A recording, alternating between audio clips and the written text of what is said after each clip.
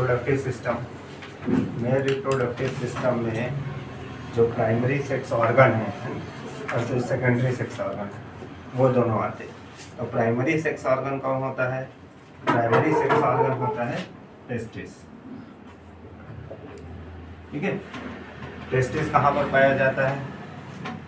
पहला तो सवाल ये है, कहाँ पाया जाता है? टेस्टिस जो है एब्डोमेन कैविटी के बाहर पाया जाता है। ठीक है, एब्डोमेन मतलब समझ रहे हो ना, उदर गुहा के बाहर, है ना। अब उदर गुहा के बाहर क्यों पाया जाता है? उसका भी एक रीज़न है, क्योंकि टेस्टिस के अंदर बनता है स्पर्म, और स्पर्म को बनने के लिए क्या चाहिए? कम टेम्परेचर चाहिए बॉडी टेम्परेचर से। और बॉडी का टेम्परेचर कितना होता है? 37 डिग्री सेल्सियस। अगर वो उदर गुहा में रहा और 37 डिग्री सेल्सियस टेम्परेचर उसको मिला तो जो स्पर्म है वो नहीं बनेगा, अगर बनेगा तो मर भी जाएगा, है ना, क्योंकि वो उतना टेम्परेचर को सहन नहीं कर सकता है। तो इसलिए क्या होता है, टेस्टिस जो है ना वो उदर गुहा के बाहर लटकी हुई होती है।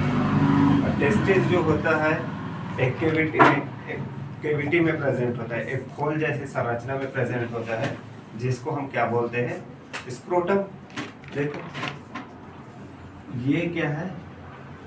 स्क्रोटम। ठीक है, टेस्टिस के कवर होता है जिसके अंदर टेस्टिस जो है प्रेजेंट होता है। टेस्टिस कितने होते हैं?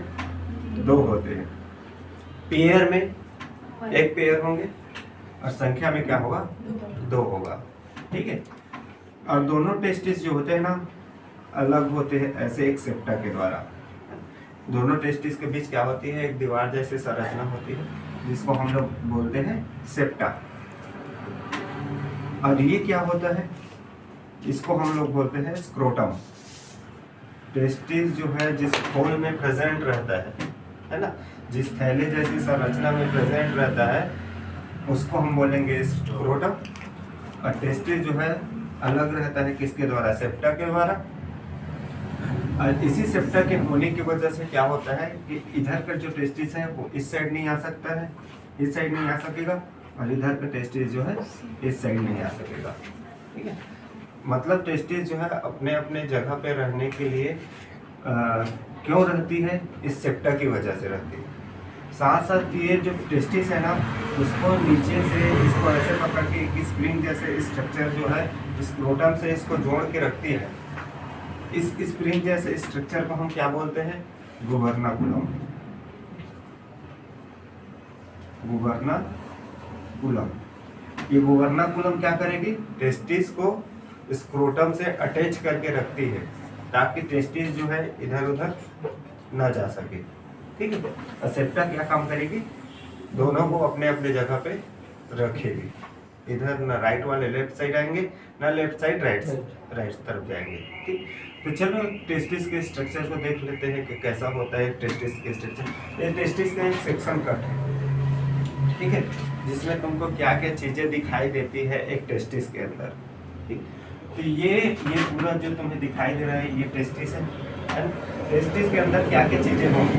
तो सबसे बाहर हम लोग देखेंगे कि टेस्टिस के बाहर क्या होती है। तो देखो तुमको 2 कवर दिखाई दे रहा है, एक ये और एक ये, है ना, 2 दिखाई दे रहे हैं। इसको हम लोग क्या बोलते हैं? ट्यूनिका वेजिनेलिस, है ना। और ट्यूनिका वेजिनेलिस की 2 लेयर है यहाँ पर, एक लेयर बाहर की ओर और एक लेयर अंदर की ओर। लेकिन इसमें क्या है, मैंने केवल ट्यूनिका वेजिनेलिस लिख दिया है। अब देखो ये बाहर वाली जो है ना, ये वाली, ये क्या कहलाएगी? Tunica vaginalis parietal. Parietal word का मतलब बताया था ना, पेराइटल वर्ड का मतलब होता है बाहर।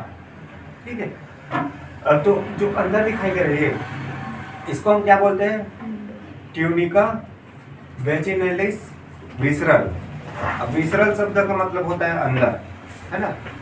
तो 2 लेयर हो गए इसका, ट्यूनिका वेजिनेलिस का। कौन कौन से? एक ट्यूनिका पेराइटल और एक होता है ट्यूनिका विसरल, ये दोनों लेयर। फिर इस ट्यूनिका वेजिनेलिस के अंदर ना एक और लेयर होती है, ये वाला दिखाई दे रहा है, ये, इसको हम लोग क्या बोलते हैं? ट्यूनिका एल्बोजिनिया।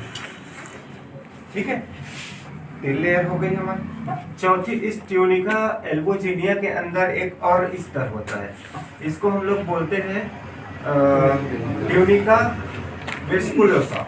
ठीक है, ट्यूनिका वेस्कुलोसा बोलते हैं इसको। ये अंदर ट्यूनिका एल्बोजिनिया के अंदर होगी, उसको क्यों बोलेंगे ट्यूनिका वेस्कुलोसा? क्योंकि इस लेयर पर, है ना, इस स्तर पर ब्लड की बहुत ज़्यादा मात्रा होती है। मतलब ये जो लेयर है पूरी ब्लड की बनी होती है, इसलिए हम इसको क्या बोलते हैं? ट्यूनिका वेस्कुलोसा। फिर देखो, ये जो टेस्टिस है ना, वो बटा हुआ है, देखो बीच बीच से, है ना, खंड के रूप में बटा हुआ है। ये लाइन गए है ना, ऐसे गए। तो ये क्या है? टेस्टिस को खंड में बांट रहा है, सेगमेंट में बांट रहा है। इसको हम क्या बोलते हैं? इस दीवार को, इसको बोलते हैं सेप्टा। सेप्टा एक दीवार होती है जो कि टेस्टिस को क्या करती है? खंडों में विभाजित करती है ना। फिर देखो, अब ये सेप्टा हो गया। इस सेप्टा के बीच बीच में देखो कुछ कुछ सेल्स प्राप्त पाया जा रहा है, ये है ना, ये इसको हम क्या बोलते हैं? लेडिक सेल। ये लेडिक सेल क्या काम करती है? लेडिक सेल का काम है टेस्टोस्टेरोन हार्मोन को बनाना। मतलब मेल सेक्स हार्मोन है ना, उसको बनाने का काम कौन करेगा? ये लेडिक सेल पाया जाएगा, ये लेडिक सेल करेगा। लेडिक सेल को हम इंटरस्टिशियल सेल भी कहते हैं। क्यों कहते हैं इंटरस्टिशियल सेल? कहते इसलिए है क्योंकि ये सेमिनिफेरस ट्यूब्यूल्स के बीच बीच में पाया जाता है ना, इसलिए इसको क्या बोलते हैं? इंटरस्टिशियल सेल कहते हैं। फिर देखो, इस हर एक सेप्टा में देखो क्या पाया जाता है? ये दीवार एक खंड में बट गए, तो हर खंड में तुमको एक क्वाइल्ड स्ट्रक्चर दिख रही है, मुड़ी हुई संरचना दिख रही है। इस मुड़ी हुई संरचना को क्या बोलते हैं हम लोग? Seminiferous tubules. इसी सेमिनिफेरस ट्यूब्यूल्स के अंदर क्या बनता है? स्पर्म बनता है। और हर जो लोब्यूल्स होते हैं ना, हर लोब्यूल्स के अंदर क्या होती है? 2 से 3 टेस्टिंग सेमिनिफेरस ट्यूब्यूल्स होंगे। ठीक है, दो की संख्या में यहाँ पर बनी हुई है। ये 2 भी हो सकता है और 3 भी हो सकता है, हर लोब्यूल्स। और जो लोब्यूल्स है वो एक टेस्टिस में कितने होते हैं? 250 लोब्यूल्स हो सकते हैं। लोब्यूल्स मतलब क्या होता है? ये खंड जो है ना, ये खंड 250 हो सकते हैं। और जो ये हर खंड में वो सेमिनिफेरस ट्यूब्यूल्स है, वो 2 से 3 सेमिनिफेरस ट्यूब्यूल्स हो सकते हैं। फिर देखो, ये सेमिनिफेरस ट्यूब्यूल्स की जो नली है, आगे बढ़ के एक सीधी नली बना ली। अभी तक यहाँ तक क्या था? कॉइल्ड था, मुड़ी हुई संरचना दिख रही। इसके आगे देखो, यहाँ से स्टार्ट होके यहाँ तक क्या कर रही है? वो एक सीधी नली बना रही है। इस सीधी नली को हम क्या बोलते हैं? ट्यूबुलाई रेक्टाई बोलते हैं। ठीक है, इसको ट्यूबुलाई रेक्टाई बोलेंगे। और यही ट्यूबुलाई रेक्टाई जो है ना, आपस में जाके एक जगह मिलके क्या बनाती है? एक जाल जैसी संरचना बना लेती है। देखो यहाँ पर, है ना, एक जाल जैसी संरचना बना ली। समझ में नहीं आ रहा है कि किसका कौन है, कौन सा ट्यूब किसका है? तो इस जाल जैसे संरचना को हम क्या बोलते हैं? रेटिटेस्टिस बोलते हैं। फिर जो है ये रेटिटेस्टिस जो है आगे बढ़ के क्या बना लेती है? एपिडाइडेमिस बना लेती है, एक लंबी नली एपिडाइडेमिस के अंदर। एपिडाइडेमिस क्या होता है? टेस्टिस के ऊपर, है ना, पाए जाने वाली एक केप जैसी संरचना होती है, जिसको हम लोग क्या बोलते हैं? एपिडाइडेमिस। ये पूरा जो स्ट्रक्चर तुमको दिखाई दे रहा है ना, ये क्या है? एपिडाइडेमिस। और एपिडाइडेमिस के अंदर ये बहुत सारी नलियां दिखाई देती है।